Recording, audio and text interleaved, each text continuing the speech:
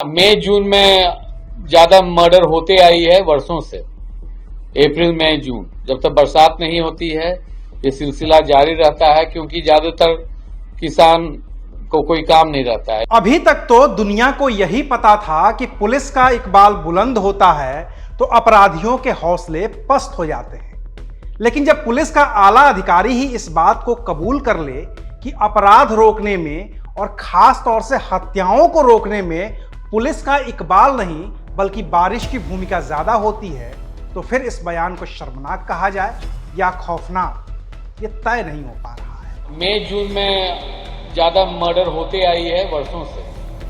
अप्रैल मई जून जब तक बरसात नहीं होती है ये सिलसिला जारी रहता है, क्योंकि ज्यादातर किसान को कोई काम नहीं रहता है। ये बयान उस अधिकारी का है जिसके जिम्मे पूरा बिहार है, पूरी पुलिस फोर्स है, लेकिन वो कह रहे हैं कि अप्रैल मई जून में हत्याएं होती ही हैं और जब बारिश होती है तो किसान काम पर लग जाते हैं और हत्याएं रुक जाती हैं। प्रेस कॉन्फ्रेंस में पुलिस की कार्यशैली का बखान करते वक्त जब एडीजी साहब ये बयान दे रहे थे तो जुलाई महीने को बीते भी 16 दिन हो गए थे और इस जुलाई में जब बारिश लगातार हो रही है, पूरा देश पानी पानी है, किसान अपने खेतों में धान बो रहे हैं, तब भी उनके प्रेस कॉन्फ्रेंस वाली जगह यानी कि राजधानी पटना में हर रोज हत्याएं हो रही हैं। क्या बच गया? कुछ बच गया है? सर कुछ बच गया है? बिहार के 13 करोड़ लोगों के जीवन पर हमला।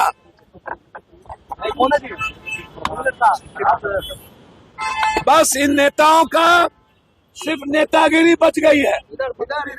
ये लोग पैसे के बदौलत नेतागिरी करेंगे, फिनिश कर देना चाहिए। कब चलेगी की गोली? जाति के आधार पर अपराधी का चयन होता है। अगर एडीजी साहब की ही बात मान ली जाए और अप्रैल मई जून महीने के अपराधों की गिनती थोड़ी देर के लिए भुला भी दी जाए तो सिर्फ जुलाई में ही बिहार में कम से कम 30 हत्याएं हो चुकी हैं और वो भी तब जब बारिश हो रही है।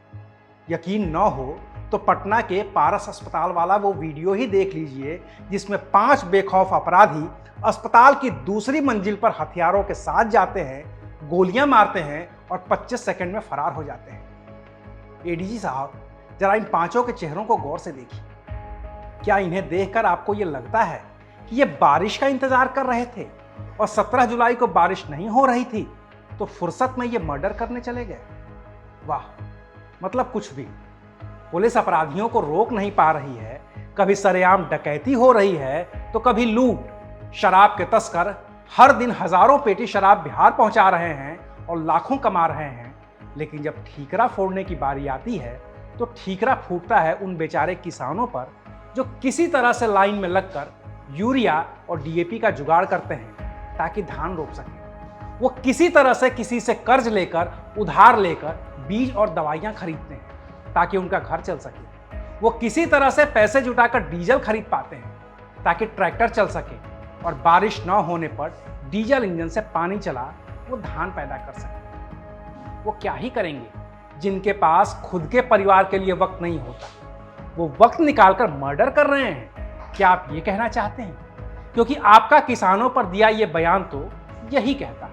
मई जून में ज्यादा मर्डर होते आई है वर्षों से। अप्रैल मई जून जब तक बरसात नहीं होती है ये सिलसिला जारी रहता है, क्योंकि ज्यादातर किसान को कोई काम नहीं रहता है। एडीजी साहब, बिहार का मीडिया आपकी तारीफ के पुल बांधते रहता है।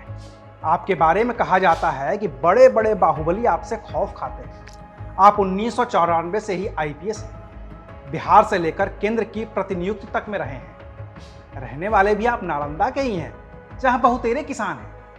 फिर भी आप बिहार में अपराध के लिए किसानों को जिम्मेदार ठहरा रहे हैं, तो फिर क्या ही कहा जाए। खैर सुनिए अपने ही उप मुख्यमंत्री को जिन्होंने आपके बारे में अपनी राय रखी है। किसान अन्नदाता है, ये मेहनत करके खाता और खिलाता है और किसान अपराध में नहीं रहता है। जो मुफ्त के खाता और खाने की बात करता है वो अपराध करता है और अपराधी बचेगा नहीं। कोई माँ अपराधी के लिए नहीं होगा।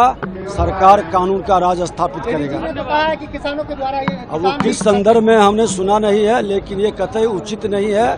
किसान अपराध से दूर दूर तक वास्ता नहीं रखता। बिहार सरकार के द्वारा अब मुख्यमंत्री कह रहे हैं कि बयान अनुचित है, लेकिन क्या उप मुख्यमंत्री मुख्यमंत्री से कहकर इस बयान के लिए कोई एक्शन भी लेंगे, या फिर ये मान लिया जाए कि बिहार में जब पानी की बारिश नहीं हो रही होगी तो गोलियों की बारिश तो होगी ही होगी? जवाब आप बिहार के लोगों को देना है।